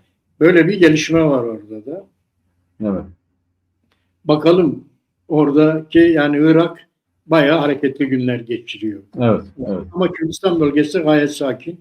Kendi kalkınmasını yapıyor. Bölgede Kürdistan bölgesinde çok Yani fazla. sakin de bizim yani sakin de bir ulusal çıkarlar çerçevesinde bir Evet, gidişat yok abi. Sıkıntı o yani. o yok. İşte o hala kendi birliklerini Evet. oluşturamadılar. Parlamentoyu çalıştıramadılar. Ekonomik birlik olmadı. Askeri Evet. birlik hala olmadı. Ama Irak'ta bu arada karışıyor. Bunu da göz önüne almak lazım. Tabii Evet. Irak'ın yanında Suriye'de hareketli günler. Rojava, Güneybatı Kürdistan da son Esas mesele orada abi. evet, Güneybatı Kürdistan'da önemli gelişmeler oluyor. Yani son zamanlarda Türkiye'nin baskısıyla beraber Rojava ile Güneybatı ile Şam hükümeti arasında bir takım görüşmeler başladı. Zaten oluyordu bu görüşmeler. Şimdiye kadar bu görüşmelere ABD ve Fransa gözlemcilik yapıyordu. Bu hafta İngiltere de gözlemci gönderdi. Şimdi ABD, Fransa, İngiltere'nin gözleminde Şam yönetimiyle e, Rojava görüşüyor. O zaman İngiltere işin içerisine girdiyse artık durum ciddidir. Sona doğru Evet, gidiyor diyebiliriz. evet öyle gözüküyor. Yani İngiltere Yani gözlemci gönderdi. Şimdiye kadar göndermiyordu. Diyorlar ya yani ağzında diş kalmamış canavar. Bu kadim canavar eğer işin içerisine girdiyse artık Suriye'de de hele hele Kürtlerin de masada olduğu bir konuya bir şahitlik yapıyorsa olay artık bir sona gelmiş durumda diyebiliriz zaten. Şimdi Evet, ben orayla ilgili özet olarak şunu söylemek istiyorum. Ne iyi ki hani hep onu düşünüyoruz ya ne iyi ki artık Güneybatı Kürdistan'da geriye döndürülemeyecek bir statü oluşmuş durumda öyle diyelim. Yani sadece imzalar kalmış. Bu imzaların atılmasıyla beraber de sadece şeyde değil Güneybatı evet yani Güneybatı'nın doğusunda doğu ve yani kuzeydoğu kuzeybatı kuzeydoğu Suriye diyorlar ya. Şimdi orada aynı zamanda bir özerk yapının kurulacağı da özerklik olarak tanımlanarak kurulacağı da artık neredeyse kesinleşmiş durumda. Şimdi bu henüz içeriğini tam öğrenmedik ama aşağı yukarı anlaşıldığı haliyle bu Şara yönetiminin SDG'ye önerdiği bir sunduğu bir 13 maddelik anlaşma var. Biliyorsun bu çok teyit edilmedi ama konuşuluyor Mehmet. Yani onu diyorum zaten. Sızan, konuşulan her neyse biz de tam içeriğini bilmiyoruz ama biliyorsun o Mart'taki anlaşma 8 maddelikti. Evet, Anlaşılan bu 13 madde de şudur biraz daha somutlaşmış. Yani bu Mart'taki anlaşma yaklaşımdı. Yani entegrasyon yani genel söylemlerdi. Peki bu nasıl olacak sorusu boştaydı. Anlaşılan bu nasıl olacak sorusu da iyi kötü bir cevaplanmış durumda. Fakat SDG ya da PYD'den yapılan açıklamalar şunu gösteriyor. Yani bir olumsuz duruma işaret etmiyor. Diyorlar ki yani biz tamam entegrasyonu kabul ediyoruz ama 3 tümen ve 2 tugay işletmelerini kabul ediyoruz. Şara yönetimini bunu kabul ettiği, özellikle kabul ettiği yönünde yorumlar var. Şimdi bunun yılbaşına kadar bitmesi değil de Mart'a kadar bitmesi gibi. Yani Türkiye Cumhuriyeti Devleti'nin açıklamaları Mart'a kadar bitmesi yönünde. Millet işte bu yıl bitsin falan filan diyor da bunun bitmeyeceği belli. Şimdi herhangi birinin bu söylemler karşısında itiraz etmemesi de aşağı yukarı bu söylemlerin doğru olduğunu gösteriyor. Yani Amerika, Fransa ve İngiltere huzurunda eğer bir görüşme yapılmışsa biz gerçekten de işin artık ciddiye bindiğini ve Kürtlerin de orada bir varlık olarak var olacağını rahatlıkla söyleyebiliriz. Çünkü CENTCOM Yani bugün Amerika Birleşik Devletleri Şara yönetimiyle beraber şeye karşı operasyon başlattı. IŞİD'e karşı operasyon başlattı.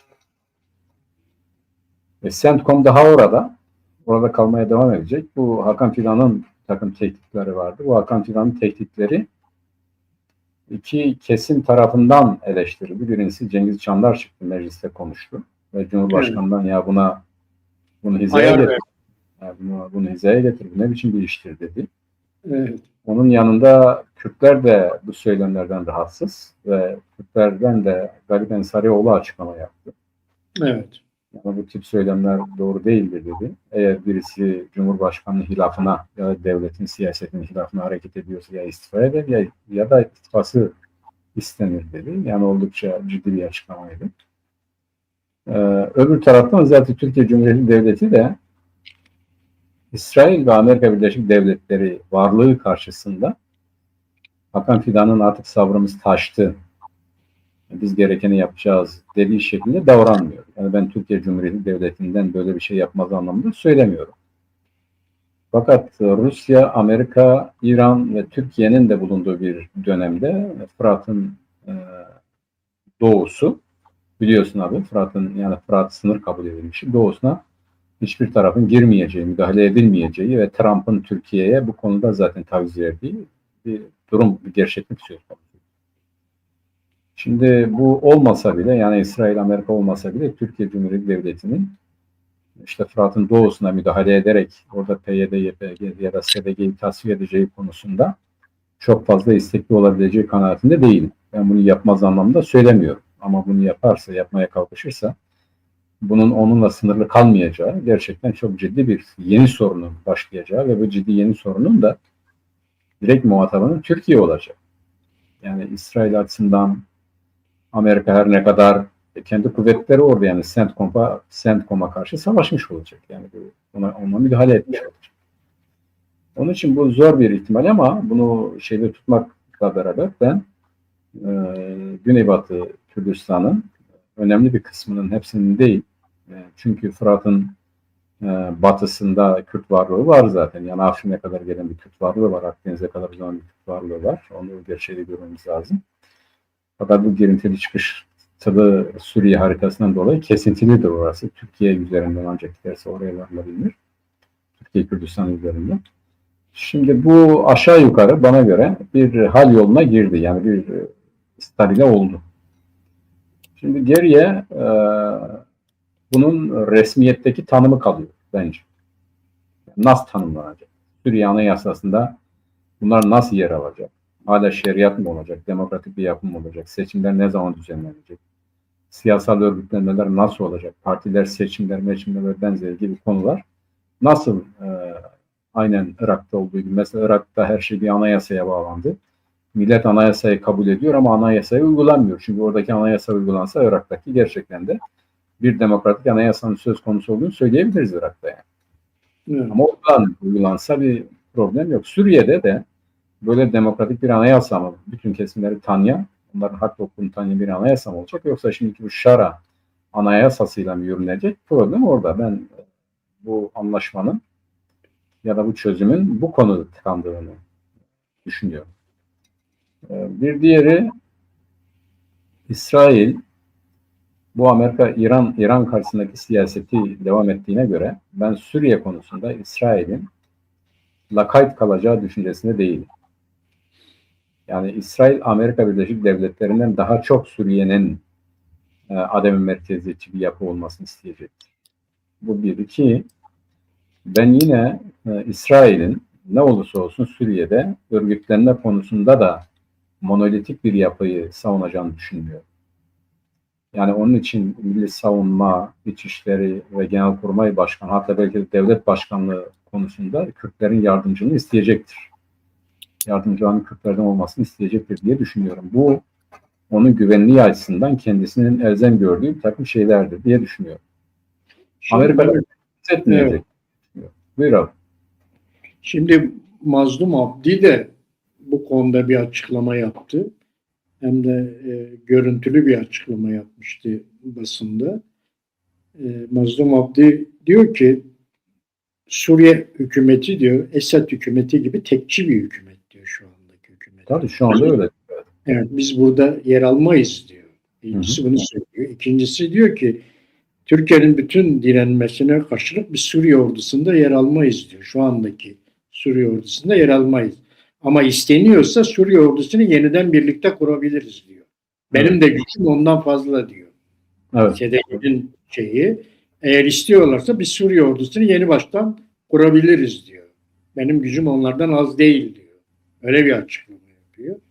Bir de bizim kadın savaşçılarımız var diyor. Bu bizim kırmızı çizgimizdir. Bunlar böyle kalacak diyor. Bunlar Tabii işte. O iki Tugay odur abi. Evet, o iki tura ve İran artık burada bu bölgede gücünü kaybetti diyor. İran'ın artık çok fazla bir etkisi yok diyor. 2026 yılı diyor Kürtlerin 4 bölgede kardeşliklerinin daha derinleşeceği bir yıl olacak diyor. 4 parçada. Bunu Çok doğru. Evet, bunu söylüyor. 2026 yılı aynı zamanda milli haklarımızın Suriye Anayasası'na geçtiği yıl da olacak diyor. Evet. Bunu da aynı şekilde söylüyor. Yani belli ki görüşmelerde hani o 13 maddeyi de senin anlattığın 13 maddeyi de konuştuğumuzda Suriye Rojava'da önemli gelişmeler oluyor. Yani Kürtlerin lehine önemli gelişmeler. Bir de Türkiye'nin tezi bir yerde çürümüş oluyor. Hani SDG PKK'nın devamı değil. SDG Araplarla Kürtlerden kurulmuş yeni bir birimdir.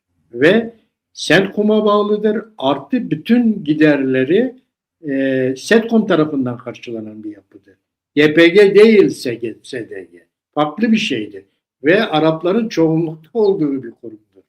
Anlatabildim mi? Bu anlamıyla PKK ile hani PKK'ya bağlı güçtür falan şeyleri bütün dünya bunu biliyor. Yani oradaki uluslararası güçler, CENTCOM'u oluşturan gruplar bunu biliyorlar. Yani SDG'nin nasıl kurulduğunu ve SDG'nin içerisinde Arapların çoğunlukta olduğunu ve bunun bütün finansmanının CENTCOM tarafından yapıldığını biliyorlar. Bu anlamda da Türkiye'nin çok fazla bu konuda direnecek şeyi yok. Fazla bir şey yok. Hakan Fidan'a karşı Hakan Fidan ve Genel Savunma Bakanı bu konularda açıklama yapıyorlar ama bunun pek böyle bir de hani yılbaşına kadar bu iş bitsin falan şeyleri var. Sanki bitmeyecek gibi de gözüküyor. Yani bu yılbaşına kadar bitme ihtimali yok. Şimdi Evet. burada bir tane Huri diye biri var. Bu yorum yapan bir vatandaş. İngilizce yazıyor. Bir tane Huri bu bize faşist kafalı diyor da tabii ne kadar saygısız bir insan olduğu belli. Kimin faşist ve tahammülsüz olduğu belli oluyor zaten. Böyle insanların bu tip programlarda yani programı izlemenin adabı çerçevesinde hareket etmeleri beklenir ama kimileri de böyle ne yaptığını ne ettiğini bilmeden diğerlerini suçluyor. Ne yazık ki işte böyle maalesef bizim insanlar gibi görünerek hiçbir zaman kültürümüzden esinlenmemiş tipler olduklarını ortaya koyuyorlar. Onu belirteyim. Şimdi abi bunun bu yıl bitme ihtimali yok. 2026 yılı zaten biz geçen programda da söyledik. 2026 yılı bu Şara yönetiminin iktidarda kalıp kalmayacağı yılı da olacaktır. Ben kalabileceğini düşünmüyorum. Yani alternatifleri var bunlar. Suriye'nin de Türkiye'nin istediği gibi şekillenmeyeceği belli. Yani Suriye'nin Türkiye'nin istediği gibi böyle monolitik, böyle üniter bir devlet olarak kalabileceğini ya da inşa edilebileceğini düşünmüyorum ben. Neden? Artık bu uluslararası düzeyde giderek bu bir dünya düzeni haline geliyor. Bütün kesimlerin kendilerini ifade edebildikleri, yönetebildikleri bir federal rejim, bir federal yapı giderek esas örgütlenme biçimi haline geliyor ve devletler uluslararası düzeyde daha az devlet, her ne kadar şimdi ulus devletler öne çıksalar da daha az devlet, daha çok entegre olmuş örgütlenmeler şeklini alacaklar. Yani dünyayla irtibatı olmayan, dünyadan izole olmuş 19. yüzyıl ulus devletleri gibi devletlerin kurulma ihtimali bugün artık yok. Devletler bugün herhangi bir yerde kurulsa bile bu bütün uluslararası güçlerin onayıyla olabilecek bir şeydir. Yani düşün, şimdi bir Kosova diye bir devlet var. Kosova niye kuruldu abi? Yani Kosova aslında nedir? Arnavutluğun bir şeyiydi değil mi? Bir vilayeti. Öyle değil mi abi? Yani bu eski Yugoslavya içerisinde yer alıyordu ama Arnavutluğunun bir vilayeti. Ne oldu? Kosova diye, yani ne Arnavutluğa gitsin ne Yugoslavya'da kalsın, ne olsun? Bağımsız olsun. Kim buna karar verdi? Uluslararası Adalet Divanı buna karar verdi. Yani Birleşmiş Milletler değil. Bak dikkat et. Bugün Kosova var. Kosova bağımsız bir devlettir ve bu devletin kuruluşuna Lahey Adalet Divanı karar verdi. Neden? İşte buradaki ulusal kimliğin varlığının bekasının sağlanması için. Yani Yugoslav saldırganlığından kurtulması için bunu gerçekleştirdi. Şimdi bugün Suriye'de de bu böyledir. Bak dikkat et. 3 tane devletin gözetiminde Şara ve bizimkilerin görüşmesi var. Şimdi bu uluslararası onay olmadan herhangi bir devletin, yani Türkiye Cumhuriyeti Devleti'nin istekleri açısından bunu söylüyor. Yani bu uluslararası düzeyde onay bulmadan yok ben bunu istiyorum, ileride bu olacak demek para etmiyor. Ve bu Türkiye için de geçerlidir, İran için de geçerlidir, bütün Orta Doğu için de geçerlidir. Bütün Orta Doğu giderek uluslararası normlar çerçevesinde yeniden şekillenmek ve örgütlenmek zorundadır. Suriye'de böyle olacak. Suriye içerisinde Kürtler en etkin faktörlerden biri olmaya devam edecek ama bu biraz zaman alacak. Evet. Ve Mazlum abinin dediği doğrudur. Bugün Suriye'de en güçlü kesim Kürtlerdir yani. Kürtler ve yani SDG'dir öyle diyelim. Bu eğer her şey güç oranında şekilleniyorsa, ona göre biçim alıyorsa Dürziler ne yaptılar? Çok küçük bir alanda kendi varlıklarını güvence altına aldılar. Kendi asayiş kuvvetlerini kurdular ve böyle devam ediyorlar. Nusayriler böyle olacak. Yani Arap olup olmamaları önemli değildir. Çünkü bir taraf onları yok etmek istiyor. Ve daha önemlisi bugün Suriye'de bu çete işleriyle uğraşan bütün kesimler tasfiye edilecektir. Evet. Onlar da oradan çıkacaklardır. Yani onlar da uluslararası güçlerin kontrolü altında oradan çıkarılacak ve Suriye'de eğer oluşacaksa, yeni bir toplumsal düzen kurulacaksa bu herkesin kabul ettiği toplumsal düzen olacaktır. Öyle görünüyor. Öyle gözüküyor. Mevcut durumda o. Evet, şimdi Dürzi liderlerden bir tanesi de bugün açıklama yaptı. Dedi ki biz Kürt kardeşlerimizin DSG'nin yanındayız dedi. Öyle bir açıklama. Yani artık Suriye halkının birliği Şam hükümetinde değil DSG'de birleşiyor gibi gözüküyor. Evet. DSG'yi de PKK değil CENTCOM yönetiyor ve bütün masraflarını CENTCOM karşılıyor. Yani hatta 2020-2026 bütçesini bile ABD'de ayrıldı bu bütçe kendilerine. Biliyorsun bunu açıkladılar 2026 yılı bütçesini. Bu anlamda da sanki birlik SDG'de oluşuyor gibi. Dürzilerin, Alevilerin, Kürtlerin, Arapların, Sunni Arapların da olduğu bir birlik SDG'de oluşuyor gibi. Evet, Şam evet.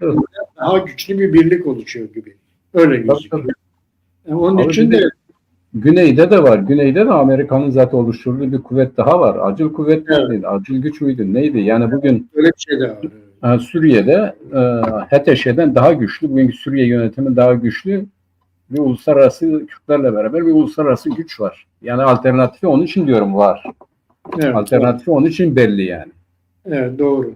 Yani HTŞ öyle kendisine o kadar, mesela İngiltere ne yaptı? 2 tane şeye ambargo koydu değil mi? Neydi o iki tane tümenin cezalandırılması? Evet, cezalandırdı.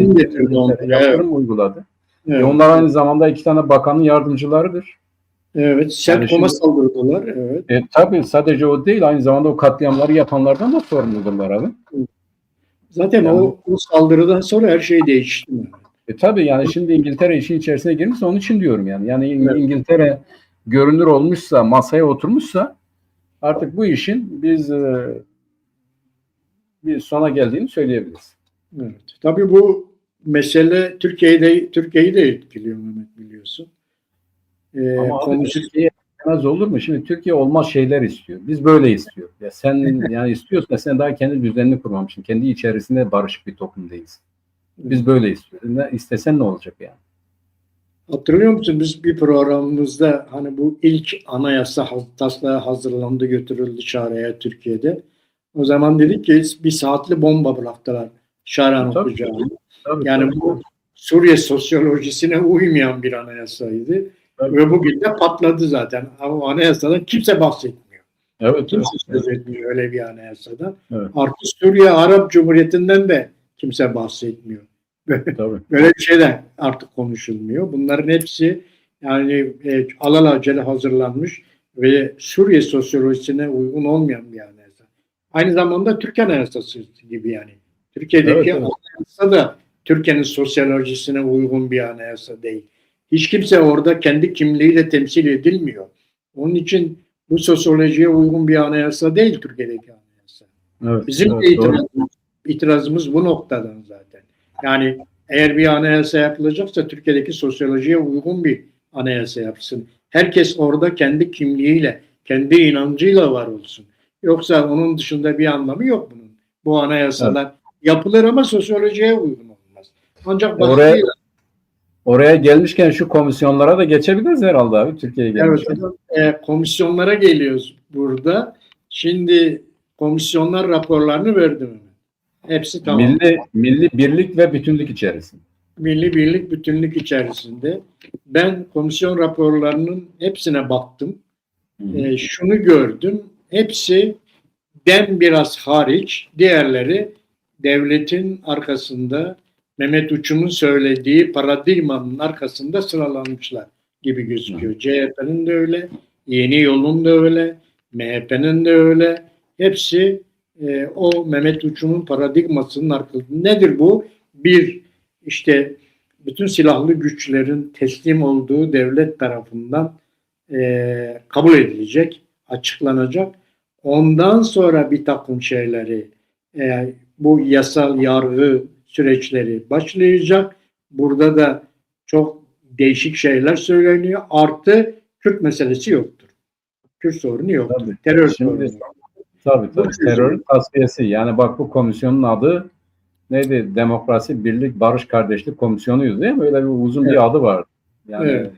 yani o adından da belliydi ki hiçbir o anlama gelmeyecek bir şey. Sırf CHP'nin CHP içerisinde yer alsın diye öyle dediler.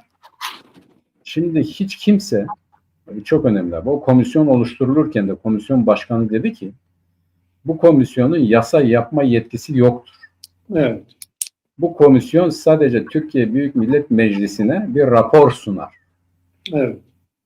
Bu raporu değerlendirecek olan Türkiye Büyük Millet Meclisi'dir. Bu bir. İki, bu komisyon dedi Kürt meselesinin çözüm komisyonu değildir. Bu komisyon dedi sadece ve sadece terörsüz Türkiye konusunu ele alacak bir komisyon. Başından beri bunu diyorlar mıydı? Evet. Şimdi bugün o Tuncer Bakıran'ı okudum, diyor ki ya MHP ayıp etti mi diyor. Ne diyor yani, MHP ayıp etti diyor. Niye? Çünkü bunun raporunda hiç bu Kürt meselesiyle alakalı bir şey yok.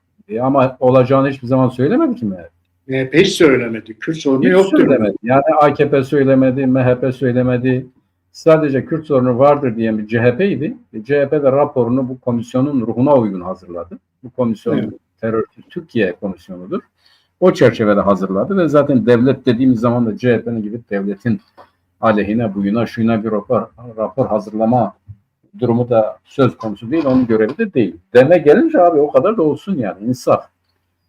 Yani dem ne diyor? Diyor ki işte bu Kürtlerin anayasada tanınması, Kürtçe eğitim ve bir de bu terör hadisesinde işte suç işleyen işlemeyen ayrımın yapılmaması. Bak dikkat et. Yani söyledikleri bunlar. Bunun dışında başka bir şey var mı abi? Yok. Şimdi bu bir burjuva demokrasi açısından diyor. Yani şu anda değil yani. Yani bu devlet mantalitesi itibariyle demiyorum. Burjuva demokrasi açısından kendi problemlerini nötralize etmek için ne yapması gerekir? İşte bu demin söylediklerini yapması gerekir. Bu bir meselenin çözümü anlamında değil. Bir muhalif kesimin, yani onu o rejimin içerisinde tutan unsurları pasifize etmek için dile getirdiği şeylerdir. Devlet bunu bile yapmıyor. Evet. Yani bu yok diyor bizim gündemimizde. Bu senin dediğin abi. Yani işte bizim kırmızı çizgimiz devlet kurum ve kuruluşlarının terör hadisesinin bütünüyle bittiğini teyit etmesinin ardından bir takım yasal hususlara gidilecektir. Evet. Diyor Mehmet Uçum, doğrusu odur. Bu özel bir geçiş yasasıdır. Başkasına uygulanamaz ve bu geçiştir, geçicidir. Evet. Nedir Hepsi bu? Öyle. Nedir bu? Bu işte bu PKK silah bırakacak, silah bıraktığı devlet tarafından tespit edilecek. Artık ortada silahlı güç, örgüt falan kalmayacak. Devlet diyecek ki yoktur. O zaman diyecek tamam gelin teslim olun, teslim olacaklar, bırakacaklar silahını ya da yakacaklar. Sonra da devlet bunu teyit ettikten sonra diyecekler ki ya biz bu hadiseyi nasıl çözeceğiz? Ona da diyorlar ki kimisi ceza alacak, cezasını yatacak. Kimisi direkt serbest bırakılacak ve içeride yatanlar da hasta ve yaşlılar serbest bırakılacak. İşte bunlara siyaset yapma hakkı tanınacak. Yani o siyaset yapma hakkı da açıktan söylenmiyor. Demokratikleştirme dedikleri de siyaset yapma hakkıdır. Yani siyaset yapmak isteyen siyaset yapabilir diyorlar. Şimdi bunun dışında bugüne kadar devlet, MHP, AKP herhangi bir şey söyledi mi? Yani iktidar odaklarını söylüyorum. Hayır, hiçbir şey söylemediler. Peki diğerlerinde bunu talep eden oldu mu abi? Yani diyelim Öcalan biz böyle bir şey yapacağız, örgütü feshedersiniz, şunu yapın dediği bir şey oldu mu abi? Yani gördük mü? Okuduk mu? Yani bunun karşılığında biz bunu bıraktık mı siz bunu yapın, biz bunu yaptık mı siz bunu yapın diye iki tarafın da karşılıklı olarak bazı şeyleri, bazı adımları atması şeklinde bir plan, proje oldu mu olmadı. Tek talep vardı. Komisyon oluşturulsun, oluşturuldu. Komisyon rapor hazırlasın, hazırladı. Ne oldu? Bu Türkiye Cumhuriyeti Devleti'nin başından beri söylediğini ve onu yönetenlerin başından beri söyledikleri şekilde cereyan. Olay bu kadar basit. Yani baştan biz ne diyorduk? Yani PKK kendisini tasfiye eder. Bu mümkündür. Silahı bırakır. Bu da mümkündür. Ama Türkiye Cumhuriyeti Devleti bizim anladığımız anlamdaki Kürt meselesini çözmez. Nereye geldik abi? Bu noktaya geldik. Yani kendimizi kandırmayalım. Tuncer Bakıran hala diyor ki ya belki yasa yapma aşamasından MHP tavrını değiştirir. Boş bir hayaldir. Bütün buna Kürtlerin geri kalanını angaje etmek, hiçbir hak, hukuk talebinde bulunmadan yeniden bu rejime rapt etme hadisesidir. Tamam olabilir yani bırakabilir, bir şey istemeyebilir peki. Fakat ortada dönen bir Kürt meselesi vardır ve üstelik de bu Kürt meselesi artık giderek Kürtlerin bugüne kadar bu konuya ilgi duymayanlar arasında da yaygınlaştı, oturdu. Bak ne diyor AKP'li Kürtler? Diyorlar ki ya bu kadar da olmaz. Bu da bir vicdansızlıktır. Yani her şeyi bırakıyor. Mehmet Metinler'i dinledin değil mi abi? Konuşuyor orada burada. Ya bu kadar da olmaz diyor yani. Ya da Orhan Miroğlu'nu dinledin. Ya da Ensarioğlu'nu dinledin. Kürtlerin geriye kalan kısmı da devletin bu anti-Kürt yüzünü gördüğü müddetçe Kürt halkının haklarını inanıyorum ki tanımak zorunda kalacak. Yani Türkiye bundan kendisini kurtaramayacak. Kürtleri benimsemeden, haklarını tanımadan bu meselenin çözülmesi ya da demokratik bir toplum oluşma ihtimali yoktur. Herkes bunu da görecektir. Bu da biraz bir zaman alacaktır ama bir seneye kalmadan da bu da netleşecektir diye düşünüyorum. Evet, şimdi ben raporları tek tek baktım. Şimdi MHP'nin raporunda diyor ki Kürt sorunu yok diyor. En baştan koyuyor. Böyle bir sorun yok diyor. 2, ana dilde eğitim mümkün değil diyor. Böyle bir şey kırmızı çizgimizdir diyor. Ana dilde eğitim yapılamaz diyor. Bunu söylüyor, vurguluyor. Umut hakkı meselesi de meclisin işidir diyor. Meclis isterse umut hakkı verebilir diyor. Orayı geçiyor. O şekilde topu meclise atıyor. Bunu şey yapıyor. AKP'nin raporunda önemli şeylerden nedir? Bir defa diyor ki müstakil bir yasa çıksın diyor. Evet, bu Mehmet Uçum'un dediği odur yani. Geçici bir yasa. Evet, o dediği geçici, özel, sadece silah bırakanların yararlanacağı bir yasa. PKK'nın yararlanacağı bir yasa. Ondan söz ediyor. Sadece bu olabilir diyor. Bu olsun diyor. Devlet silah bırakıldığını teyit etsin diyor. Tamam, her şey bırakıldı. Mağaralar teslim alındı. Teyit etsin diyor. Umut hakkına hiç değinmiyor. Kürtlerin kolektif hakları için de biz zaten bunları tanıdık diyor. Bizim yaptığımız bir şey yok. Biz Kürtlerin bütün haklarını Erdoğan'ın öncülüğünde, aynen öyle. Erdoğan'ın öncülüğünde Kürtlerin bütün haklarını verdik diyor. Onun dışında yapacak bir şey yok diyor. Aynı bu şekilde değerlendiriyor AKP'nin raporu. Evet. DEM'in raporunda Kürtlerin bir takım kolektif haklarından söz ediliyor. Kürt eğitim, ana dilde eğitimden ana dilde eğitim, evet. Kürtlerin anayasada tanınması, anti-Kürt yasaların kaldırılması gibi, evet. Avrupa AHİM ve AYM'nin yasalarına, şeylerine, kararlarına uyulması, onlar var.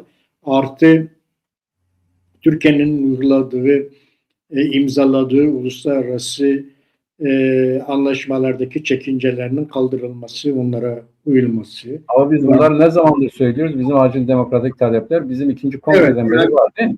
bizim bir takım bizim daha önce açıkladığımız Kürtlerin acil taleplerinden bazılarının denk raporunda da olduğunu görüyoruz. Görüyoruz da fakat şurası bir gerçek. Şimdi bu partilerin vermiş olduğu komisyon raporlarından çıkacak rapor Devlet Bahçeli ile Abdullah Öcalan'ın anlaştığı bir rapor olacak. Böyle demin istediği bir rapor olmayacak. O gözüküyor. Yani işte PKK'nın silah bırakanları var.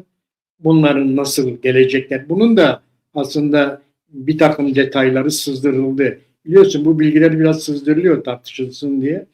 Bir takım şeyleri sızdırıldı. İşte kaç bin kişi var? Kaç bin kişi suça karışmamış? Ne kadar suça karışmış? Bunlar gelirse ne olacak? Bunlar hepsi hazır zaten. Bunların hepsi 14 bin kişi var. 200 tane üst düzey yönetici var. Bu 200 Evet. üst düzey yöneticinin İmralı'ya getirilmesi bile düşünülüyor. Evet, o bile düşünülüyor. Hatta Sabri Ok'un sözcü olacağını bile söylüyorlar. Tabii yani yani bu keşmekeşliğin giderilmesi için işte APO'ya en çok yakın ve bağlı olan Sabri Ok, sadece onun konuşması falan gibi.